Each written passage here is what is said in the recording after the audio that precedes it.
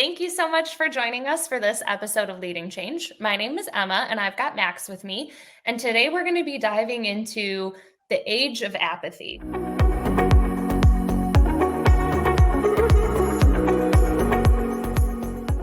But before we give you all of the details of what that means, Max, can you give everybody an introduction to get us started? Sure. Hi, Emma. It's great to see you.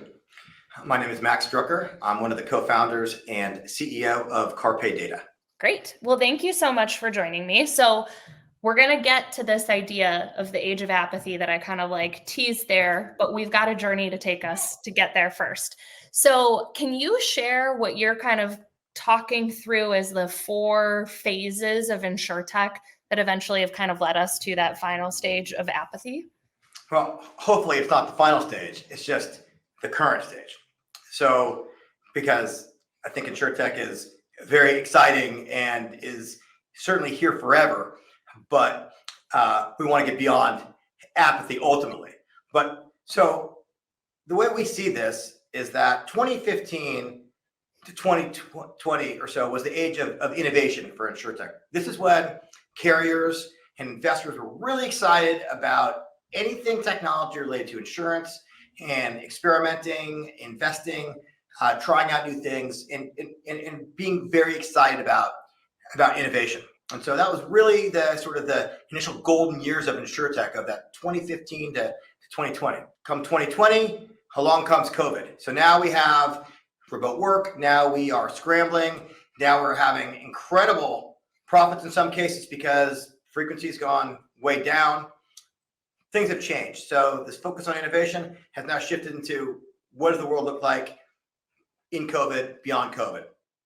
And so that had some fun in that because people are experimenting on things being remote and again, great profits.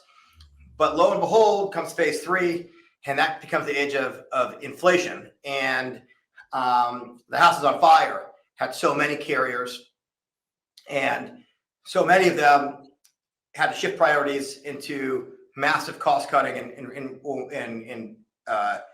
raising rates and really scrambling to resolve this huge hole that so many found. So again, back to his ages, innovation was really exciting in those early days. COVID had its ups and downs for insurance carriers and I think providers in this space. That inflation, I think, was not fun for anybody. And now we're in the 4th phase and we're just kind of coming out of it.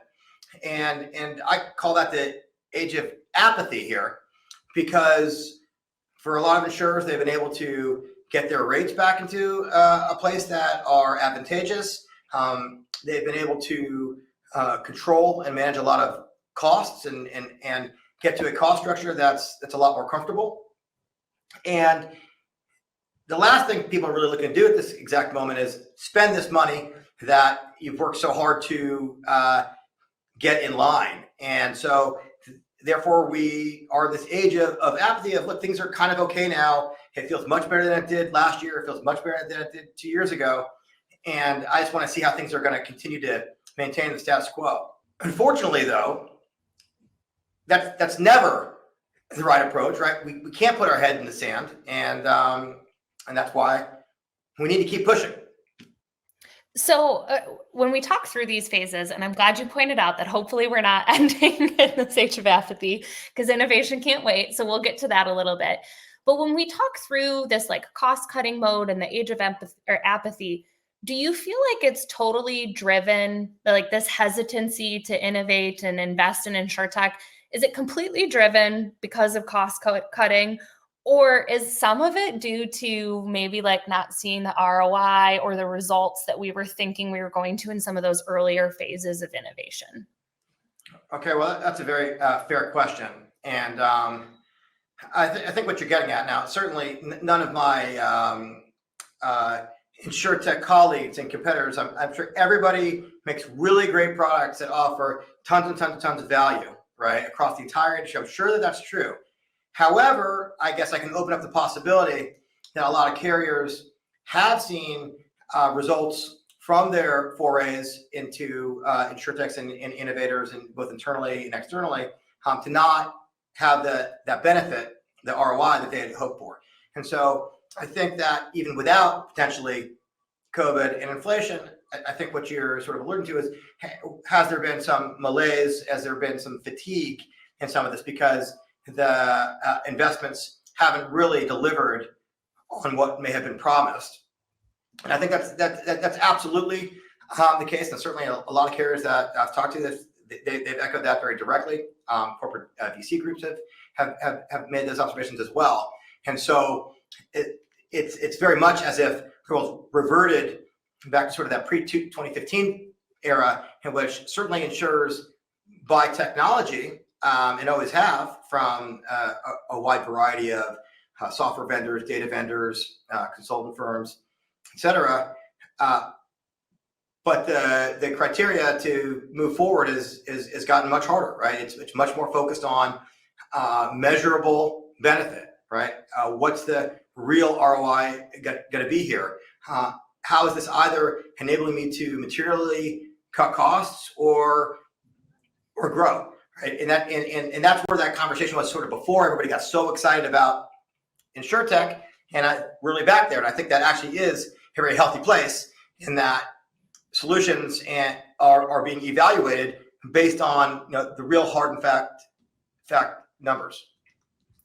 So now that we are again kind of talking through this idea of moving out of it and moving towards a future of again these innovative solutions and kind of unlocking what we've been chasing for a number of years, why is it important for carriers to truly start innovating now and dig into kind of looking at what solutions are available as opposed to sitting on the sidelines along with everybody else? I think it really bodes well for those that are moving when others are not moving, right? And so for so many that have put their feet on the brakes, if you will, right? Those that are investing more heavily now and that are jumping in are going to have great outside returns, right? And to quote the great Warren Buffett, it's wise for investors, and let's call this insurers, to be fearful when others are greedy, and to be greedy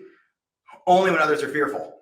And I think that we can very accurately say that most are in the sort of fearful category right now because they don't want to upset the apple cart. They don't want to have to now increase their cost structures or make investments in various companies that may not pan out, and they just want to sort of keep going where they are in a place that's more comfortable. But I wouldn't want to challenge anything that Warren Buffett says, but it's Warren himself that says that means now is the time to jump in, to take the learnings that we've learned over these past eight or 9 years and really apply them to making good, solid investments, because in the end, everybody wants the same things, and that's having more automation, being able to do more with less. It's being able to price risk always more effectively, more accurately. Now is the time to make those investments. I couldn't agree with that more. And I think of, over the last couple of years, I've done some research into this in terms of what innovations come out of hard times. And if you dig into the truly incredible things that have happened during, whether it's economic downturn or turmoil at an industry or societal level, it's incredible when you start to realize how much comes out of those hard times and then how much it catapults people to the next level, because they are the ones that are taking advantage of that moment of reevaluation in a different way than their competitors are. So I'm really glad that we've got an optimistic outlook as we're heading towards the end of our discussion here. No, it's super exciting, and I think we've already seen. Talked to a lot of my colleagues.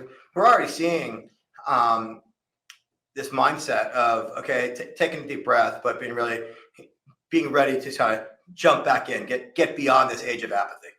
Yeah. Well, thank you so much for joining me for the discussion, and for everybody that has watched so far. If you're not already, make sure that you give Max and Carpe Data a follow, and certainly reach out to either one of us if you've got any questions. But thank you again for your time, Max, and have a wonderful day, everyone.